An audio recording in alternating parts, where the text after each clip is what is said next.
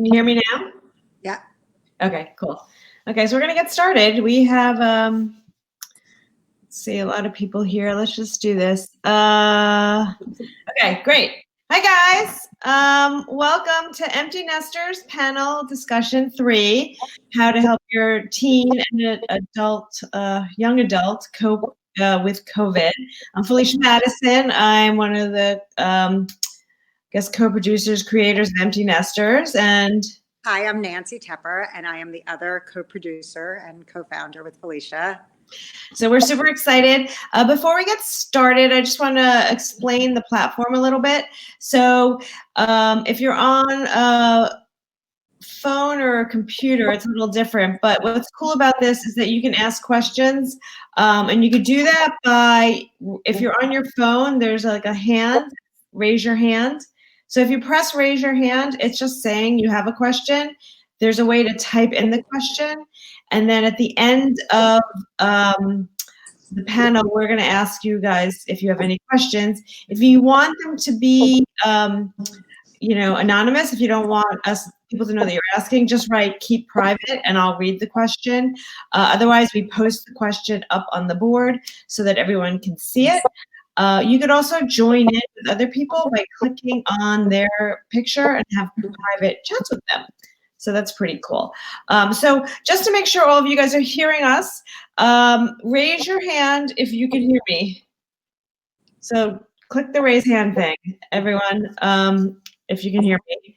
If you have any issues or problems, you can IM me or raise your hand and I will IM you and address the issue. So there, look, we're voting. 44% of you know what a hand looks like. So great. Nancy, why don't you start introducing our guests? Okay, so we have two amazing psychologists as our guests today, and I'm really thrilled to be able to introduce them and be able to hear the amazing things that they're going to be telling us today in our panel. Our first guest is Dr. Jennifer Hartstein. She's also known as Dr. Jen, and she's a child, adolescent, and family psychologist and the owner of Hartstein Psychological Services in New York City. She is a frequent contributor to a variety of media outlets and is currently the mental health contributor for Yahoo News. The other guest that we have in our panel today is Dr. Donna Steinberg, who is a licensed clinical psychologist in New York City and has been working with teens, young adults, older adults, and couples. For the past 25 years, Dr. Steinberg has helped countless individuals work through life's most challenging moments. So they are very well equipped to answer all of our questions about COVID and the quarantine. So welcome. So happy you guys are here. Thanks for having us. Thank you. So, I guess the reason why Nancy and I wanted to do this is these are really unprecedented times, and we have either teens or young adults that are home asking us questions or being very sad or just really dealing with issues that, quite frankly, they have every right to be sad and upset. And we really don't know how to help them or what even to say. So we were hoping that the two of you might be able to shed some light on how we can help these kids during these very difficult times. Yeah, Donna, you want to go first? I've been in planning this period with all of you. I've done a lot of sort of soul searching with my own family, and I've been asking friends and their kids, and I think we're all experiencing something very similar. We vacillate between anxiety, which everyone, I'm assuming, has experienced before this, but now it's just magnified, alternating with depression.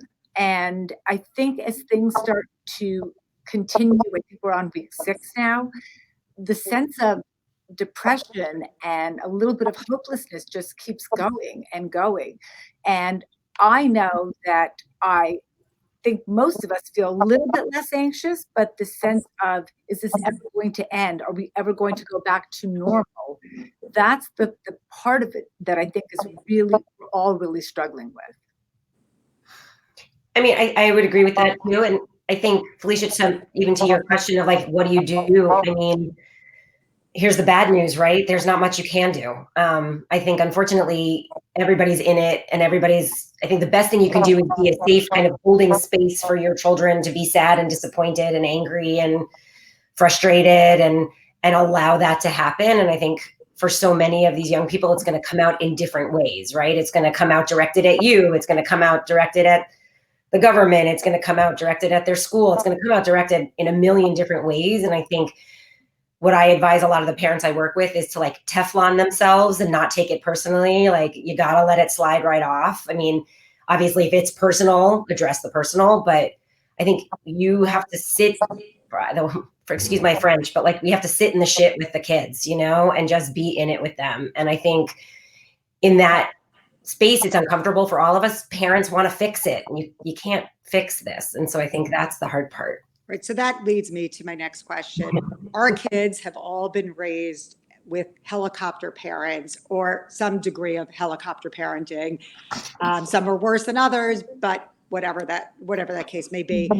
So we have fixed all their problems. And now we're living in a time where we don't have the answers for them and we don't have the quick fixes. What do we say to our kids so that they can still look to us to give them the reassurances that they are desperately hoping that we could provide for them? I think you're going to helicopter differently, Nancy. I think some of it now is teaching them how to tolerate the disappointment, right? Is being able to guide them on, to validate, right? It sucks. You're right. It really sucks. I wish I could give you a different answer. So let's talk about what we can do right now, and kind of bring it back to what you have control over versus all of the things that you don't. Right. And let them know that we don't have control, don't have the answers. I think some of our kids are looking to us to sort of figure it out, because we have figured it out in the past. We have these things, they were struggling in school, we got them a tutor. They were struggling socially, we talked to them about that. We don't have any answers now. So we really don't know what to say to our kids any more than we know what to say to each other as adults. I think that's the hardest thing. And I think we have to accept the fact that we don't have answers, and it's okay. Mm-hmm. I don't know is a perfectly good answer. Yeah. That might feel really uncomfortable to you, but I think in a weird way, your kids actually respect that and like the fact that you're not trying to fish for an answer. You're just like, hey, you know what? I wish I could tell you something differently. I don't have an answer for you right now. I just don't know. But how does that help them with their own uncertainty and their own feelings of loss and, not really knowing what tomorrow is going to be? Just what can we do to help them? It humanizes you a little bit, right? Like, you're in it with them. I think everybody's in it together. And so the not knowing is like, there isn't this sense of like, you must know and you aren't telling me, so you're holding a secret. It's just, I don't know, like, I'm so, and that going back to validation, I think gets you a million miles in this moment of just, it sucks. Yeah. And that's it. But I also think you can tell your kids that, yes, you're right, it does. And I think just saying that is important. But you can also talk about the future, because I do think at some point we will be getting out of this. I don't know when, and none of us know when, but I think planning a little bit about what is it going to be like in September. Again, no one knows. But I think it's helpful to say, if you have college-age students, do you think you're going to go back to school? And if you don't, what do you think you might want to do? Do you want to do classes online? If you don't, do you want to take a semester off? I think it's okay to have those discussions with your kids, because I think otherwise it just feels like we're going to get to September and nothing will have been discussed about it. And I think that also feels a little bit too scary for our kids. Yeah. I mean, these kids, like, I hear people saying that this is the first generation, they've never experienced anything horrible in their lives, and probably even us, we've had some things, and it's hard for them. Especially as teens, they're very much like, why me? It's all about them. And it's hard to explain to them, like, if they're missing a graduation, they're missing their prom. How do you help them? They say they're going to grow and be more, they'll be better off as a result. Of course, they can't see the future. So how do you help them with that? They will be more resilient, I think, in the end of the day. I think one of the things that there's like the trend to post your like prom picture or your graduation picture, and it was like, let's all be in like solidarity. It's awful. Let's just not do that. Like really, stop. Terrible. It's just like rubbing their noses in it. It's awful. And I think we thought it was a good idea, but just a bad idea. But I think, I think the fact is that this is their big thing, right? Like if I am a senior in high school, I've been waiting for my prom. I mean, it's like the most romanticized thing. And I've been like waiting for my graduation. And so I think what I've seen some families and kids I work with and personally and professionally doing is coming up with creative ways to do some of that, right? Like some schools are doing an online graduation. One of my friends' kids' school is small enough that they're setting up specific times that each kid can show up with their family to the school and take a photo and walk across the stage in their cap and gown. And so schools are coming up with interesting and creative ways. And if your school isn't, band together with other parents and teens and come up with something that can be memorable, even if it's different. Doesn't mean it's not happening. It just is happening differently. And so how can we provide it for them in a different way? Right. Well, I guess you're touching on something, just to interrupt for a second, just to me, like one of the really difficult parts of this is the lack of socialization that the kids are having. That could mean the prom, the graduations, like you're saying, and the impact on this isolated state that these kids are in right now is really tremendous, because Zoom is great, but it's not the same thing as touching, feeling, conversing. It's difficult. And I think there's such a thing as Zoom exhaustion. Yes. There's so much Zoom you can do. I know, and I'm sure Jennifer can speak to this. We do a lot of this all day. And after a while, and I think kids that are in school who are on Zoom a lot of the day just start to feel like, so when their friends say, let's Zoom and have a cocktail party, or let's Zoom and just chat, they don't want to anymore. Like they just want to see their friends. And I think that's really hard. And that also kind of covers the piece about, because they are not seeing their friends, they're also seeing a lot of us. And while we're great, we're a little tired of them, and I think they're a little tired of us. So I think that it's complicated. They do need to see their friends, and you can encourage them, to call them, to text them, and occasionally to Zoom them. One of my kids goes out at night when no one else is around, and he says he wears his mask, and he remains 6 feet away from one friend, and they take a walk together. It's his only form of seeing his friends, and it's really, I think, helped him tremendously to survive being at home with his family. So. Mm-hmm. And I also think this generation is much more prepared for this electronically and technologically than we are. They socialize through gaming. They socialize through, Snapchat, FaceTime, like all of these things are ready.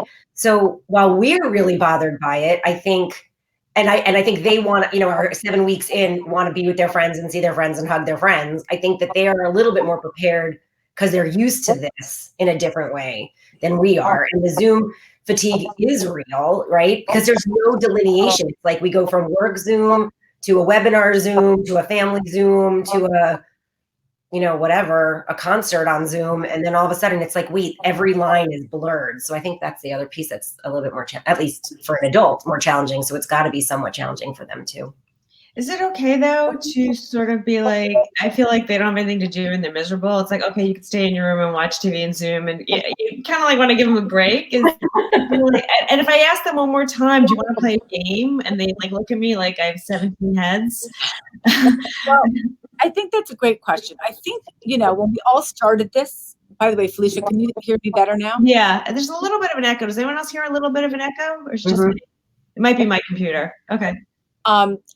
I remember saying, do you want to play a game? And they said no. And I thought about it, and I think you have to say a game or a puzzle or a movie every night. It's got to be something special, because they don't want to do it every night. They do probably want to be more with their friends.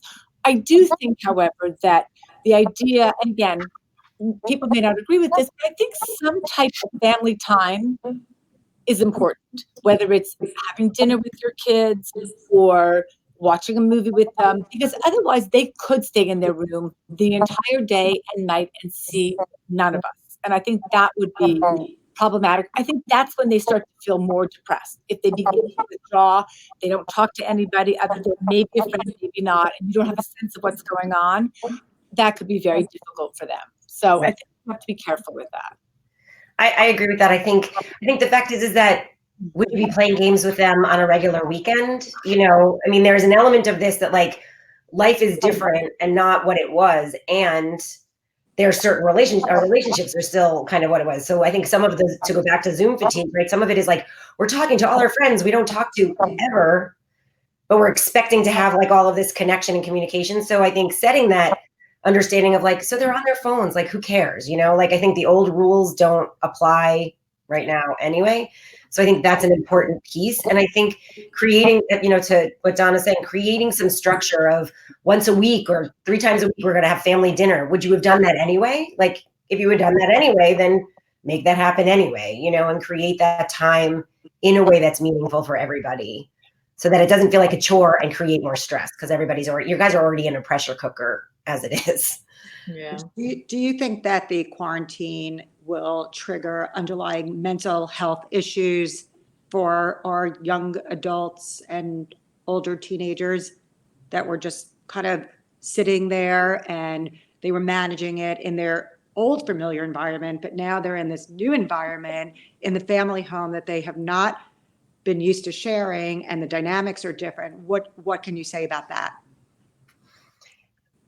I think we're all going to have some mental health issues, regardless of if there's anything predisposed or not, to be honest. I think we're all going to kind of come out of this with a heightened level of anxiety and more stress and traumatic reactions. And I don't think you need to have any sort of been coping with it better because, you know, like mental health exists on a continuum and we all have mental health that we need to address. So I think that for some, it's going to be more pronounced than others. You know, some people are more resilient and have better coping strategies. You're just going to kind of put one foot in front of the other and go. But I think that there's going to be more to worry about for all of us down the road. I also think it depends on whether your child who, you know, was supposed to go back to school doesn't go back to school, or if your child had a job that they lost or were furloughed. I think it's very independent, you know, depending on what happens with them. And I also think if your adult child was prone to depression, they may be slightly more depressed after this is all said and done. And the same with anxiety. So I think we have to watch them and just make sure that they get the help that they need. Either, you know, and there are a lot of therapists that are seeing people who have never seen a therapist before. So this is not an unusual time to reach out to somebody if they do need them. Mm-hmm. So you have people reaching out to a therapist for the first time through Zoom? Is that Definitely. It seems off. Can I get that number? You have both of ours already, Felicia. So what are some of the things that like, I mean, I tell my kids to like try meditating and they look at me and they think they're like, that doesn't work for me. So what sort of legal advice, health ways to relieve anxiety? I think if they didn't meditate before, don't get them to meditate. I just, you know, it's like one of those things, you either do it and you love it or you don't. I do think exercise for a lot of them is really important, and because they're stuck at home, they may not be able to. So they can find videos online if they need to, and if they have an ability to run outside where it's safe, they should be able to. But I do think physical activity is so important, not just for them, but for us too. I think we need to be able to feel like some semblance of normalcy. If you were doing that before, you should continue to do that now. Jen? I mean, I think you want to we want to try and replicate things as best we can, even though we can't. So I think some sense of structure. So maybe they don't have to be up at 7 or 8 for school, but can they be up and out of their, you know, showered, dressed? Like, you know, you don't have to be like in fancy clothes, but, you know, get up, make your bed, get out of bed. Don't do your work in bed. You know, I have clients who like to FaceTime, do their Zoom sessions with me in bed. And I basically am like, you can sit at the foot of your bed on the floor, but I do not want to be in bed with you. Like, that's just not comfortable, you know. And I have one client that's like, but I lay down on your couch. I'm like, so lay down on the floor. Like, I'm not, thank you. But so I think creating some structure, creating some routine helps us manage our anxiety. We actually crave that a little bit. balancing your sleep and balancing your eating also helps with mood kind of regulation. So I think kind of exercise, sleep, eating, routine, all of those things can be flexible, but have more consistency will help with managing our moods much better. And just to piggyback on that, I do think that it's really important to help our kids with a bedtime ritual. I know so many people who are going to bed much later and getting up much later, and their whole sense of sleep and what time they go to sleep is completely off. And it is difficult when you think to yourself, well, where am I going? What's the difference? But I do think having a little bit of a structured day is really helpful. So I think that's really important to, Yeah, that's a good point, because they don't have anywhere to go or anything to do. So they're just like kind of staying up all night, and that ruins your whole system and ruins my life too. Well, and then they have to eventually we're going to have something to do. So then they're going to have to work on resetting all of that, which is going to create a whole different host of problems. So if you can kind of keep some sort of balance, when we do kind of emerge from these cocoons, we'll have a little bit of an easier time. So this question's more directed towards the kids in their 20s, either kids who are graduating from college this year virtually, or kids who are new to the workforce, or kids who don't have stability in their jobs, and everything is shifting and changing, and they're feeling lots of pressure and anxiety from a situation that's out of their control, and there's just not that much opportunity out there. What advice do you have for these kids, and how do they handle it with all this unknown stuff in their future? you want me to take that? Go for it. I think a lot of it is helping them structure their day. Weirdly, I think if they have some control over their day, they will feel more in control of their life. But the truth is, we don't know what the job situation is going to be like when they finally graduate this spring. We don't know people who have had jobs and who are newly hired are going to find another job if they've been let go, because they were the last people to be hired, and obviously the first people to be let go. We don't have those answers, and we can't pretend to say, oh, you'll get another job, don't worry. But what we can say to them is spend some time looking at jobs, maybe take a class in Excel, which is what I encourage my child to do. Do things that are somewhat productive as opposed to playing video games all day, which then makes them feel bad about themselves, and then they feel completely unproductive. So I think helping them to figure out what they can do in the interim is not such a bad idea. I would agree with that. And I think, there are a lot of great programs online where you could take kind of master's level classes, or, classes in, I think I might be interested in this. Like, let me dip my toe in that water. And there's an organization called 2u.com, which partners with 1 million different colleges, and you can kind of take different classes in different areas, and how cool you can kind of figure out what you might want to do next if you're thinking about that. And I also think, we have never been in this situation before, but there have been recessions before where people have lost jobs, maybe to not this degree, but where things have really changed and we've seen economic recovery. So we can kind of say, based on history, we know there's economic recovery. We just don't know when. So let's see what you can do to be prepared for when the recovery hits. Can you be talking to people? Can you be looking at other online opportunity, whatever? Because we do have some history in just economic hardship. We just don't have like pandemic economic hardships to kind of go on. So I think that we have a little bit of data in that sense. So there seems to be like there's a lot of different type of kids, but in my particular instances, my children are actually afraid to go out and socialize. Not that I want them to, but I'm always like, it's safe to, like you were saying, take a walk with a mask on, stay 6 feet away. And then there's the other kid who's sort of disregarding all that and going out and seeing their friends. How do you relieve their stress in the one case, and also maybe increase the fear in the second case? Good luck. Just kidding. I think just like any kid, if you take your child to kindergarten, right, you have the kid that runs in and is just like in and in the middle of it, and you have the kid that's like a slow to warm up. I think you have to think of older, that doesn't change for a lot of us, right? Like, we have to kind of figure it out. So I think some of it, for the ones that want to just go and dive in, there needs to be a lot of conversations about what are the boundaries in your house? What are the rules? What are the risks? What are the facts?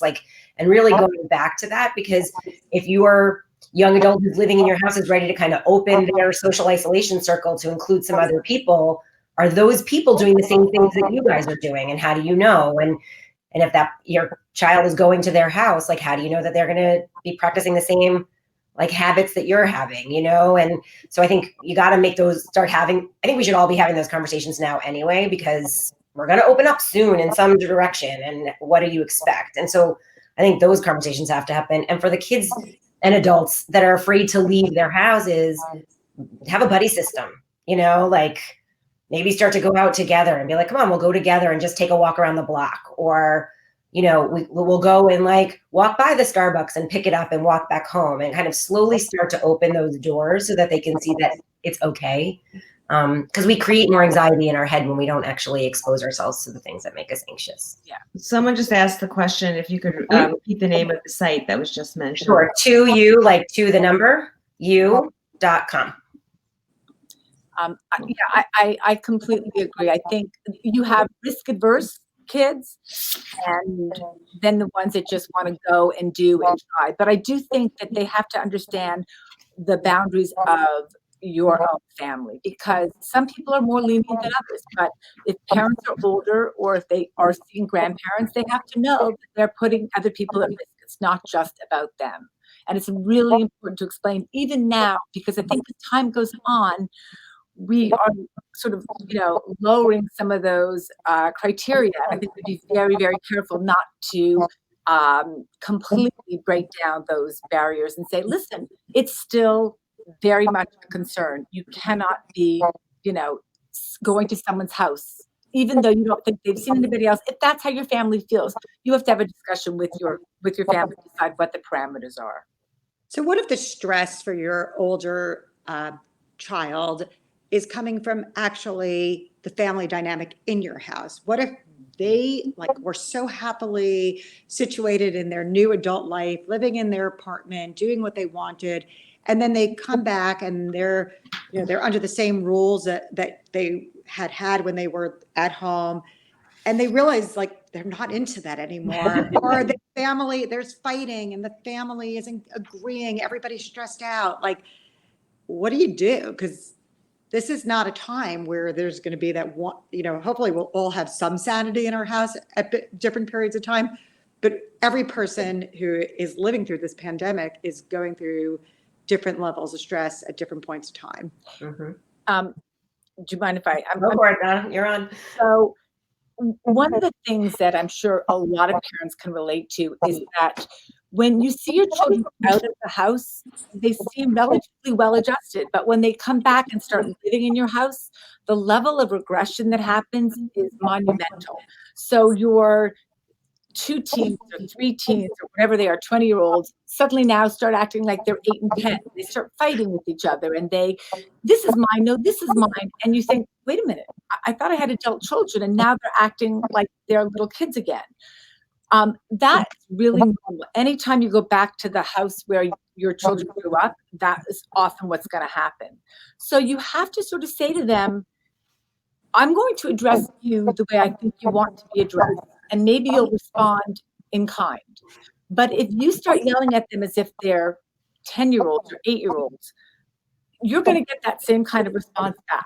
So I think the way you say it to them is the way you're going to hopefully get a response back. I think it's also just natural. It's a natural way that we are living because we are all on top of each other. They were living independently and now they're not. So this is not unusual, but I think you have to figure out how you want to address your children to get the kinds of responses you want.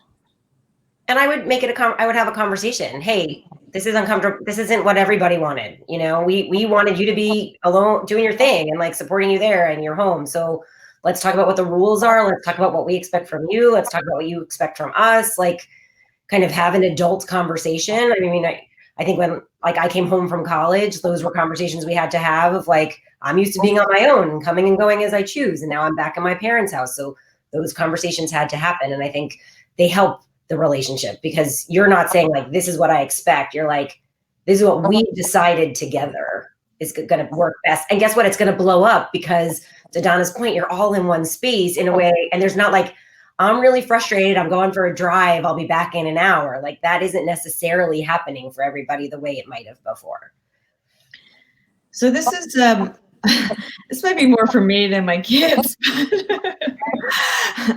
I think a lot of us are, we're staying home, we're depressed, we're coping, and what a lot of us revert to is eating and drinking, and that is a downward spiral into feeling bad about yourself. And how do we, on the one hand, I say to my kids, like, don't worry about it, this is a hard time, just enjoy. But on the other hand, they are going to get back and feel bad about themselves or have bad habits. So how do you balance that? I think you have to work on highlighting positive is the wrong word, healthier coping strategies as well as the others, so that, at the end of the day, we always talk about this pandemic or no pandemic, like where's the balance, right? Like, so can you find the balance? So whereas before, maybe if you went for a walk or a run, you wouldn't come home and eat a pint of ice cream, and you're like giving yourself the permission to eat the pint of ice cream. Well, at least you're still doing the run, right? So you might just stay even, things might not get better. And I think all of us react to stress differently, right? Like I happen to not be a stress eater, which pisses off a lot of people I know, but like, I'm just not, like, that's just not where I go, right? Like, but other people do. So what do? I might, disengage more than other people, which isn't any healthier for me necessarily, because I need to engage with people and be connected. So I think it's being able to have conversations about what do I normally do? Like, what's my general coping skill out of pandemic? How do I bring that back into my life to find some balance? And if I decide to have that bowl of ice cream, like, fine, I had the bowl of ice cream, like, no big deal. Don't beat yourself up over it. I think that's really, that just makes it worse, This isn't going to be forever. I mean, I hear from so many families, I'm drinking too much. We're all having way too much wine at night. I was a once or twice a week wine drinker. Now I'm doing it 7 days a week. And am I going to be an alcoholic? Like, you're not going to be an alcoholic. Right. But I do think that we are figuring out ways to cope differently than we would if we weren't in this pandemic. So I would say just be a little nicer to yourself. Don't beat yourself up.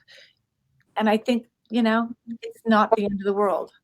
We're all doing well enough. Like, I think that's, we might have all been striving for perfection before, or striving for the best, but you know what? Everybody's doing good enough. And I think if you can kind of allow that for yourself, it's a ton of pressure off. So the new buzzword that I keep hearing about is quarantine fatigue. Mm-hmm. Can you guys tell everybody what that is and how it's manifesting itself, and what will be next? What's your prediction of what's going to happen after the quarantine fatigue? Quarantine fatigue. Okay. So quarantine fatigue is our current day cabin fever, right? It's kind of like we are all restless to get moving, to get out, to return to what was. But I think my bad news again, I'm full of bad news today, that I don't think there's a returning to what was, right? We're returning to something different any way we look at it. So, but we'd like to just get out, and with the risk of nicer weather coming and all of these things happening, the likelihood that those things are going to happen increases. So I think that we're going to have some of those conversations like you brought up of how do we set the limits on where you go, when you go, how do you go, what's the rules, are people practicing social distancing, are they not, like all of that stuff, and figure out what we're comfortable with. Because I think if we aren't careful in how we reemerge, we're going to see a spike back up, as we've seen in some of these other states that have just kind of opened without like kind of practices in place. And I think, Nancy, to your point, you asked what's next. I worry what's next could be a resurgence of this if we're not careful. We don't open slowly. So I think, as much as the quarantine fatigue is terrible, I think it's inevitable, and we're all feeling it. I do know some of my patients are a little anxious because some of them have actually enjoyed this time to sort of get to know themselves better. And the thought of going back into socializing and dating, it's given them an excuse not to do those things. And now they're thinking, wow, I now have to go back online and I have to start going on dates. And this has been a nice reprieve. So I don't know that everyone has hated this time. I think some people have, and some people have kind of enjoyed it and feel embarrassed about enjoying it. So yeah, it is. I feel the same way. It is a nice time and an unusual time to have my entire family all under one roof. And I don't think saying that to my kids though makes them feel better. We'll reflect back on it later and think that, but in the moment they're like, great, mom, done with you. I also think, and I don't know if you were going to bring this up, is I think just the idea of feeling as a mother, how much we're doing, the cooking, the cleaning, the laundry, it starts to feel exhausting. And if our kids aren't helping, it's that much worse. So, especially if we're working and we're trying to take care of the house and the kids and all of that, and we have grown children who should be able, in theory, to help. So I'm wondering, Jerry. but I also think that we have to put our foot down and say, listen, I can't do this by myself. You have to help. And I don't know how we're going to organize it. I've heard various things from various people. I know some parents have actually instituted like a sleepaway camp where you move around. It's your day to clean the bathrooms. It's your day to sweep. It's your day to cook. And it actually has worked. Some people have started doing that and have abandoned it. But I do think whether you do it more formally or less formally, you do have to be able to expect something from your children. I think people are going to come out. I think an interesting thing, those are all so important. And I think, to Nancy, to your point of like the helicopter parenting, right? Like, what an interesting time to teach life skills to teenagers and young adults that may not really have them. It's an interesting time. One of my friends kind of said, like, all these kids are going to come out with life skills we never expected them to have, because there's more time to kind of teach it to them. So it's like an interesting time to be like, do you know how to do your laundry? Let's show you how to do that. Okay, great. On your own. You know how to cook? Like, let's cook together. I have, my niece and nephew have kind of engaged in like a cook-off where, it's like the boys against the girls in the house, and they pick a night, and That's fun. and they like created this really fun thing. And so like they pick a different meal and they kind of prepare it. So it's like, can you make it fun, but you're still teaching life skills that maybe they don't really have, that you have this interesting opportunity to do in a different way than you might have had before. So another question, different topic.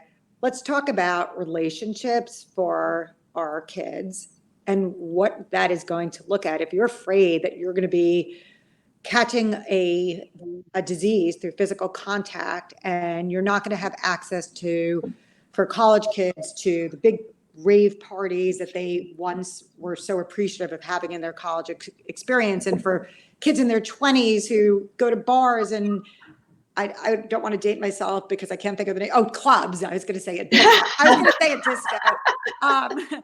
But like, what's going to happen with them and like all their like hopes for themselves in terms of coupling off with somebody? Like, that is difficult in my mind for what this age group is about to be facing. Right.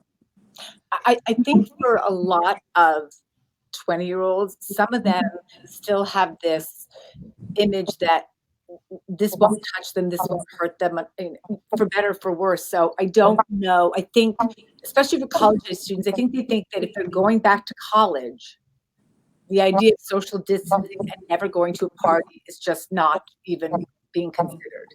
That is scary, but that's the truth. But I do think the reality is it is going to change the landscape of dating, and it is going to change how we meet people, whether it is at a bar or at a party. I think a lot of people, certainly older 20s, not so much college age, but the older ones, are very fearful of that.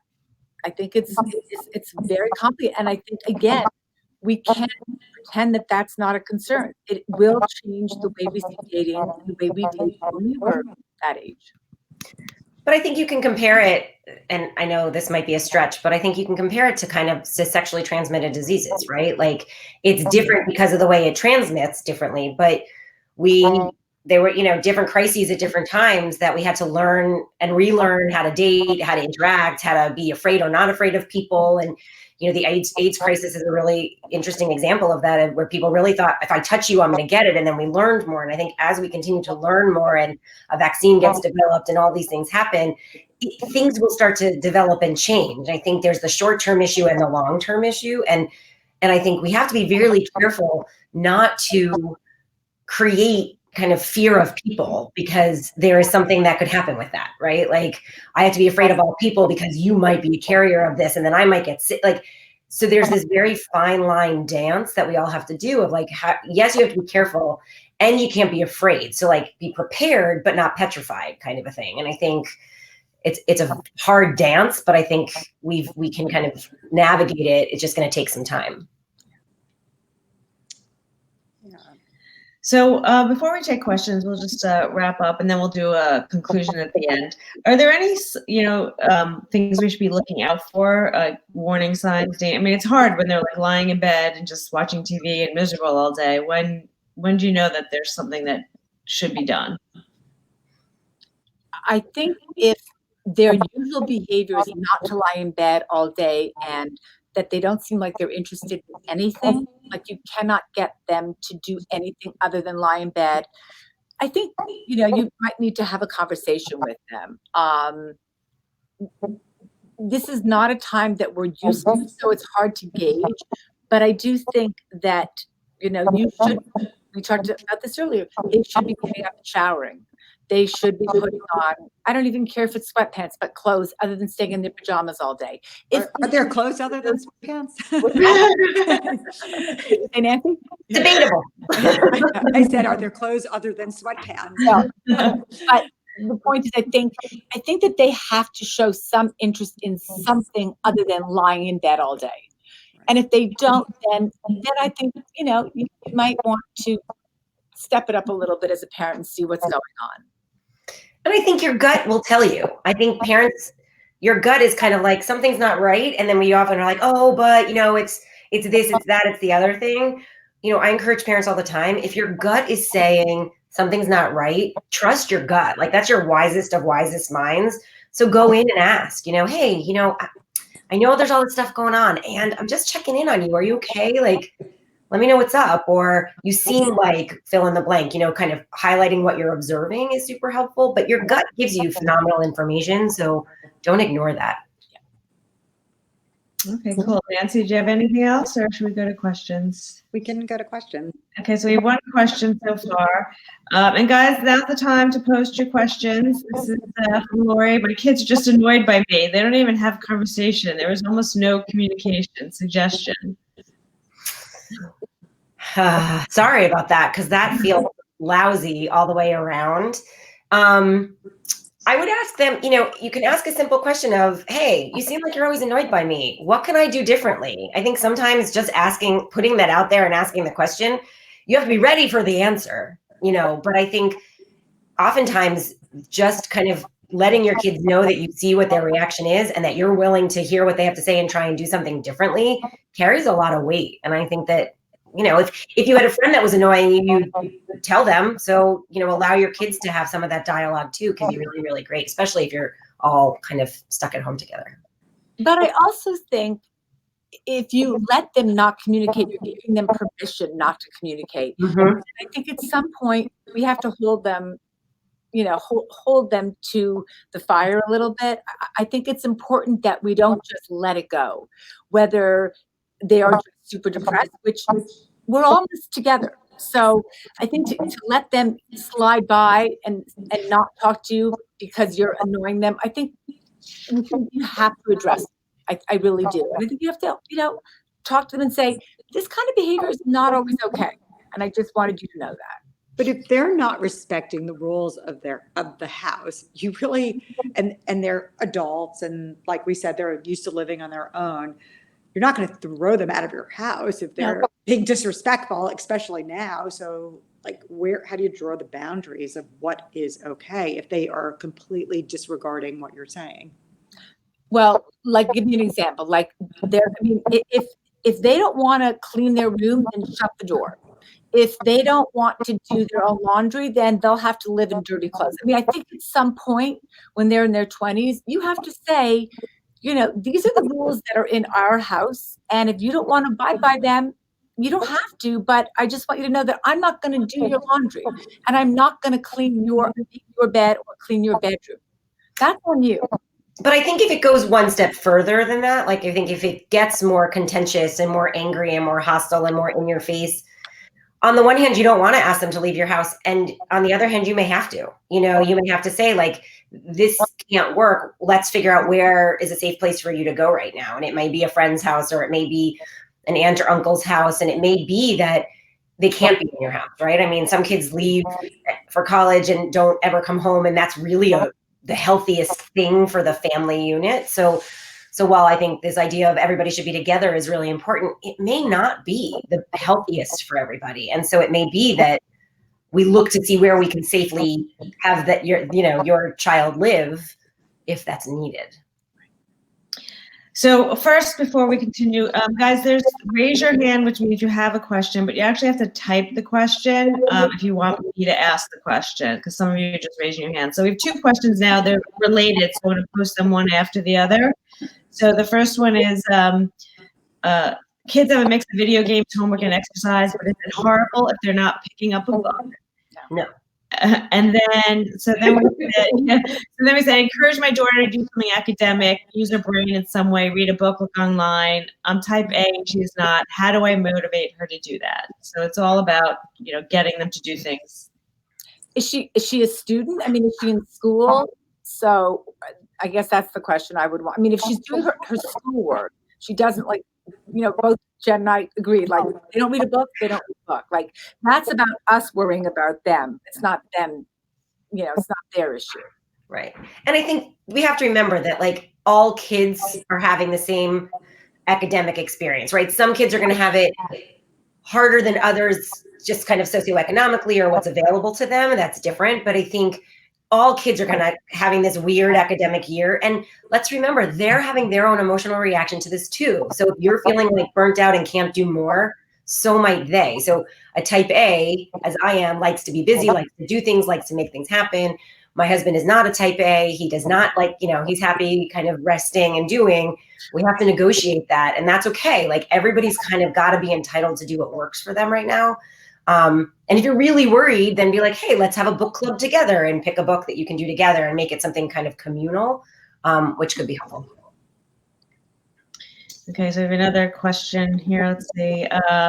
One of my young adult daughters spends all day working online and waits till after everyone else is in home, has eaten dinner to come out and have her dinner. Should I be upset or let it go? It depends on, I mean, so she's working all day and decides not to join people. And I wonder if that's her way of just sort of excluding herself because she just can't deal with being so intense with the family, and the dynamics just feel too much for her. Again, a conversation that maybe the mother and the daughter can have. She may just need to work that much. I mean, I know some kids are working so hard despite the fact that we're in the middle of this pandemic. So. Mm-hmm. And is that her time? Should she just is it on the weekends when she's not working? Is she still not engaging with anybody? I think is a piece too. I know sometimes, and Donna, I'm sure this happens to you too. If I have a lot of clients in the day, I come home, I don't want to talk to anybody. I kind of have the, hey, I'm here, but I need a little please don't talk to me space. So is she working all day on Zoom, on calls, whatever, and she has nothing else to give and needs to recharge for the next day. So there's actually a reason for the behavior versus pushing away. But when there's not communication, there's no way to know what that's really about.